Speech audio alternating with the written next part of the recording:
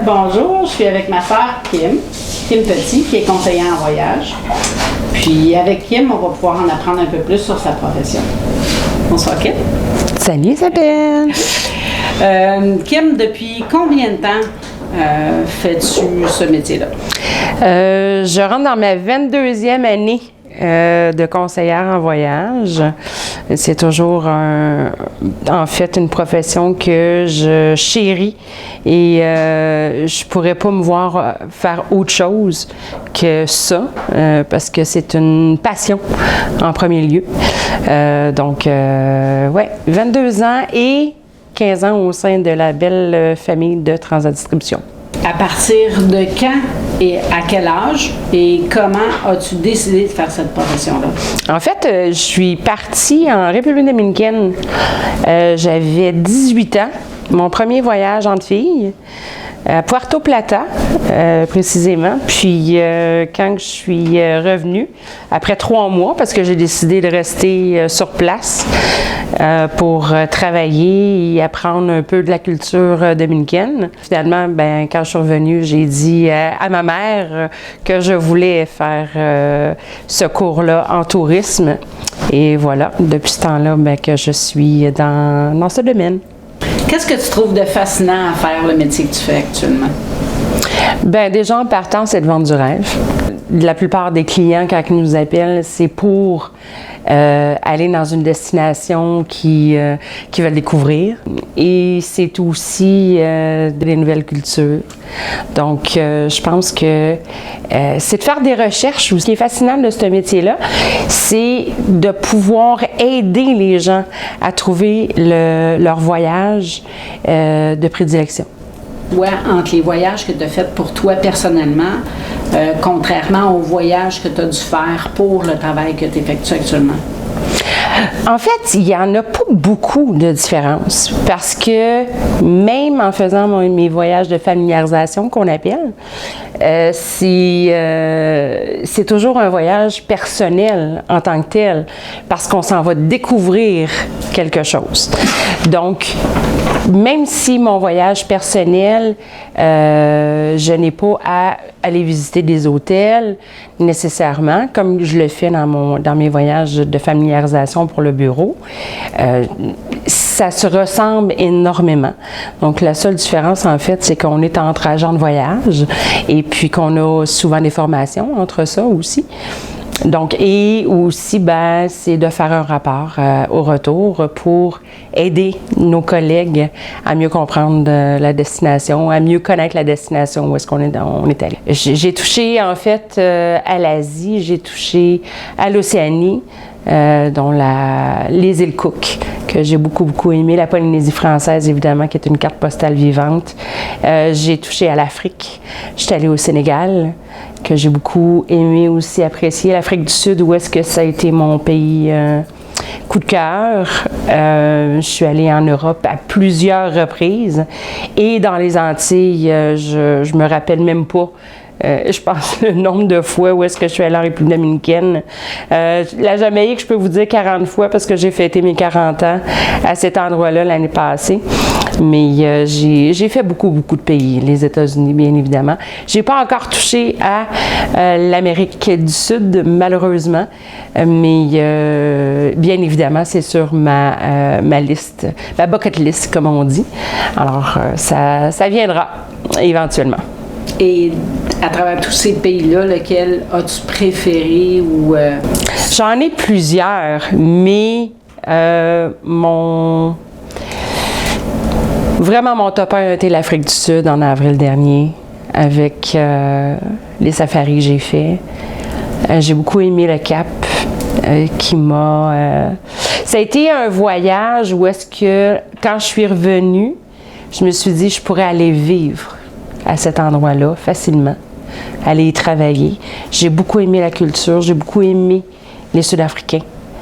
Je trouvais qu'on avait une belle ressemblance entre les Canadiens et les Sud-Africains. Je conseille à tout le monde d'aller découvrir ce merveilleux pays qui a des paysages extraordinaires, mais extraordinaires.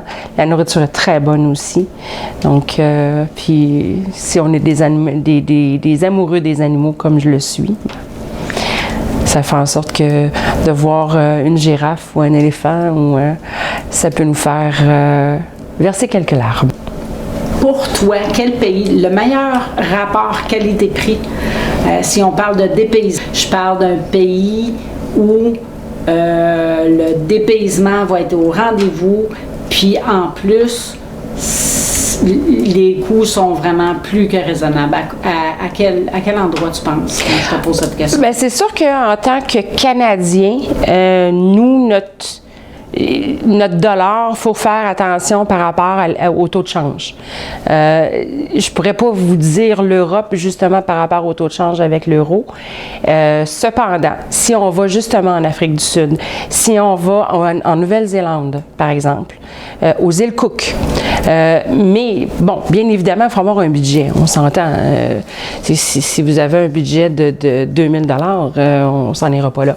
Cependant, c'est des endroits où est-ce que le taux de change sera le meilleur pour nous avec notre dollar canadien, c'est toujours un bon rapport qualité-prix. Toujours, toujours. Donc, et bien évidemment, ben, si on s'en va dans les Antilles, bon, on parlait de Cuba et tout ça. Ça dépend toujours du budget qu'on va avoir, mais je vous dirais que les pays où est-ce que le taux de change est le plus profiteur pour nous, ben, c'est les meilleurs pays où aller visiter. Est-ce qu'il y a des endroits, des pays que tu ne conseillerais pas à cause de la sécurité? La prudence est de mise, même ici à Montréal. Je veux dire, on essaie de ne pas se rendre dans des quartiers ou des endroits à 3 heures du matin. Bien, c'est la même chose n'importe où est-ce qu'on va voyager. Je pense que c'est une question de logique, surtout. Est-ce qu'il y a des endroits où est-ce que les femmes sont moins admises seules? Oui, si on parle du côté du Moyen-Orient. Donc, ça, il faut toujours faire attention et regarder les lois. Regarder et prendre en considération n'importe quel règlement pour les pays. Je pense que c'est important avant de partir ou avant de décider d'aller dans un pays. C'est pas juste avant de partir, mais aussi avant de réserver. Est-ce que ça fait partie de votre tâche de demander, de donner ce genre de conseils-là? Absolument. Okay. Mais oui. Est-ce que vous allez aussi loin que de dire à vos clients, telle action ne doit pas se faire si vous allez à tel endroit, ou vous donnez le conseil plutôt de s'informer dans des lectures ou aller sur Internet ou tout ça? Lorsqu'on connaît généralement le pays en tant que tel, où est-ce que la personne va aller, on va leur donner des conseils par rapport à ça parce que c'est notre travail de le faire. C'est notre travail aussi de connaître ces règlements-là. Mais il y a aussi un site qui est vraiment là, très, très, très informatif et qui est complet. C'est voyage.gc.ca. Et ça, ben, vous pouvez avoir les informations par rapport à tout ce qui est visa, passeport, les passeports, les visas de touristes ou de travail ou quoi que ce soit, les vaccins à avoir aussi, donc, et les règlements et les lois du pays. Donc, c'est important de le savoir avant de partir. Est-ce que tu aurais d'autres conseils importants à donner à des voyageurs, surtout les néophytes, des jeunes qui n'ont jamais voyagé? Est-ce que tu as des conseils à leur donner? Les conseils primaires que je donnerais, en fait, surtout à ceux qui voyagent dans le Sud, parce que souvent, on nous revient avec des « j'ai attrapé la tourista ». Bon, ça, c'est un mythe. On s'entend que faut faire attention lorsqu'on est dans un autre pays. ce n'est pas notre nourriture, ce n'est pas nos boissons, ce n'est pas notre eau. Donc, vérifiez que l'eau est potable, déjà en partant, ça c'est super important. Et aussi, ne buvez pas trop de lait de coco. Tout ce qui est pina colada, tout ce qui est fait à base de lait de coco, il faut faire attention. Donc, déjà en partant. Aussi, les fruits, les légumes. Si vous avez des problèmes d'intestin, c'est plate à dire, mais c'est ça aussi. Quand on est un petit peu plus fragile de ce côté-là, bien, évitez de manger de la salade parce que si la salade elle a été lavée avec l'eau du robinet, peut-être que même si elle est potable pour d'autres, bien, elle n'est peut-être pas pour vous. Respectez la culture. C'est hyper important. Respectez la langue. Respectez le pays où est-ce que vous allez. Vous n'êtes pas chez vous. Quand on vient ici, on veut avoir ce respect-là, bien, c'est la même chose pour les autres. Et évidemment, donc, moi, je conseille toujours à mes clients, essayez d'apprendre juste, tu sais, les mots d'usage. Bon, que ce soit bonjour, merci, j'ai envie de, ou tu sais, je pense que c'est la moindre des choses de pouvoir essayer de communiquer. La langue internationale, c'est l'anglais. Donc, en principe, vous ne devriez pas avoir de problème. Mais il faut toujours aussi savoir que vous n'êtes pas dans votre pays. Donc, si vous voulez avoir votre beurre de pinot, bien, amenez-les. Parce qu'il y a des chances que vous ne l'aurez pas le matin en déjeunant. Tu sais, bien, c'est ça. Donc, c'est des petits conseils qui peuvent faire la différence lorsque vous voyagez. Quand vous voyagez dans des pays internationaux comme l'Asie, bien là, encore une fois, je conseille toujours ce site-là parce que c'est complet, à savoir les vaccins que vous avez besoin et tout ça. Donc, à ce moment-là, et aussi de faire affaire avec une clinique santé voyage pour savoir qu'est-ce qui est nécessaire pour vous, donc pour voyager dans ces pays-là, parce que des fois, si on s'en va dans des pays un peu plus reculés comme l'Inde, par exemple, l'Afrique et l'Asie, c'est nécessaire d'avoir des conseils d'un professionnel de la santé et du voyage. Donc, à ce moment-là, même si on est là aussi pour vous, la même chose pour les visas. Les visas, la monnaie. La monnaie, bon, le US est partout, à moins qu'on soit dans des pays d'Europe ou même dans les Antilles européennes, telles que, bon, on parle de peut-être Saint-Martin, on parle de la Guadeloupe, la Martinique, où est-ce que l'euro est accepté, tout ça. Donc, c'est important de faire aussi un peu ces voyages, ces devoirs, pardon, pas ces voyages, mais ces devoirs. Nous, on est là pour vous conseiller, pour vous donner des indications, mais aussi, c'est important de vous faire, tu sais, de vous informer adéquatement là, par rapport à votre voyage, bien évidemment. Justement, on sait qu'aujourd'hui, il y a de plus en plus de gens qui magasinent sur Internet. Mmh. Quel est l'avantage de faire affaire avec un agent de voyage pour vrai?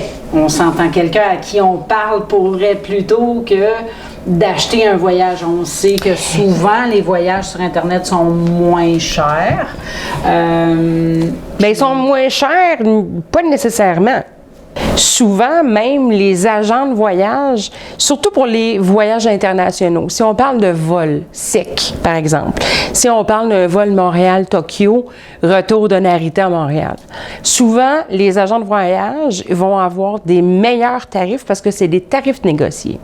Ce qu'on appelle les tarifs négociés, c'est que c'est des contrats qui sont déjà signés d'avance avec les compagnies aériennes par rapport aux consolidateurs. Bon, je vois que ça peut être un peu complexe, là, mais bon, si on regarde sur Internet, vous allez avoir, oui, tout ce qui est du moins cher au plus cher, mais ça ne veut pas dire que nécessairement votre itinéraire va être le meilleur.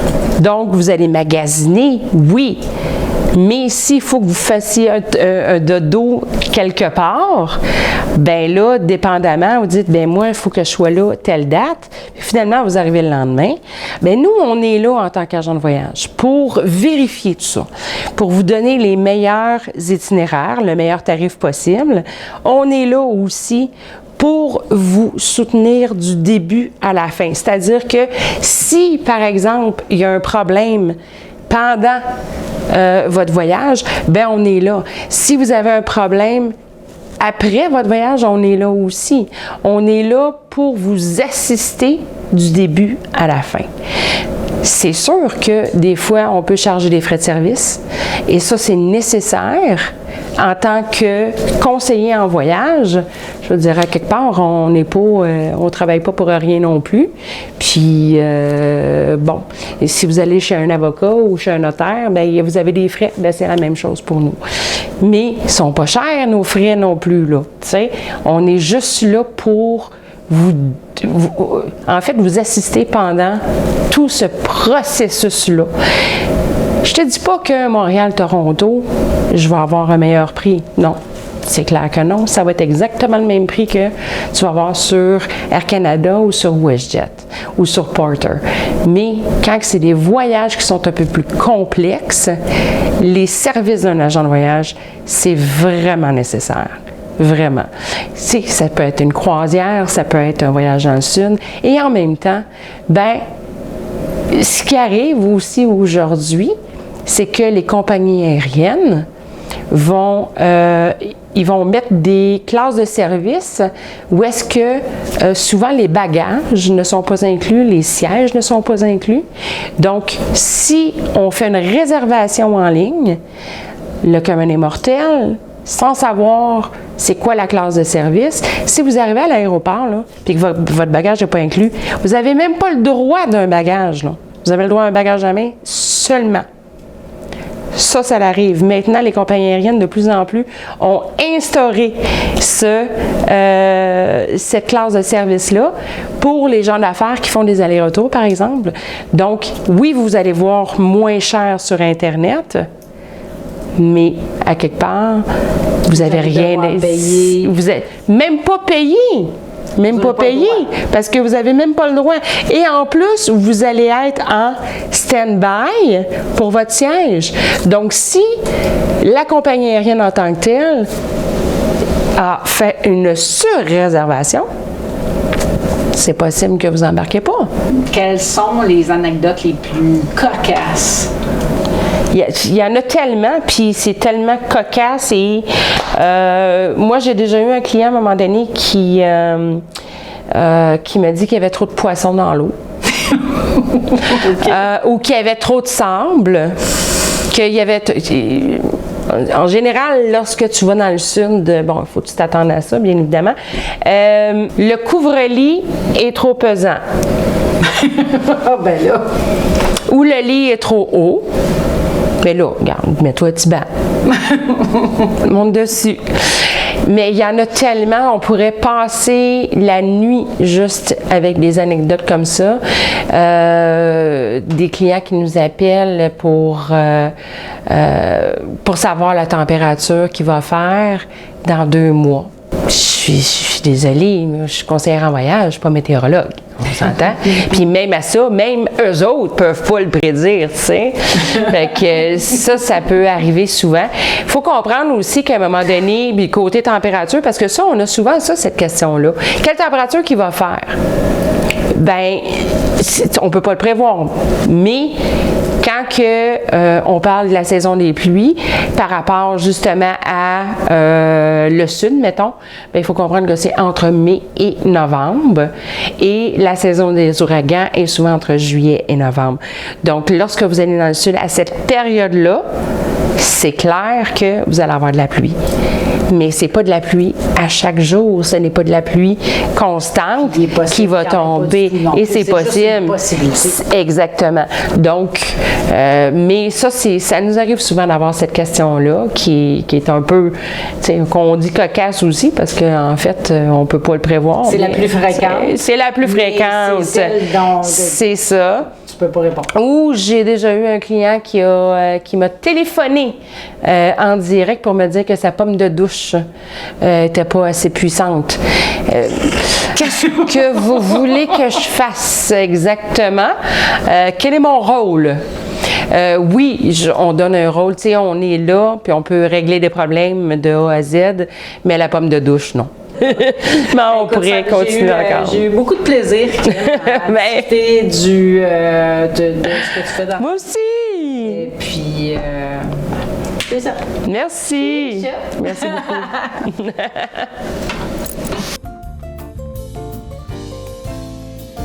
Avec les passagers, les invités qui s'en vont dans des endroits spectaculaires, souvent, et spectaculaires. Coupé. Spectaculaire. Qu'est-ce que tu fais de. Déjà, son. Avec un. Qu'est-ce que tu trouves de fascinant dans le métier? Hey, j'ai la langue sec. Je viens de te pogner un blanc.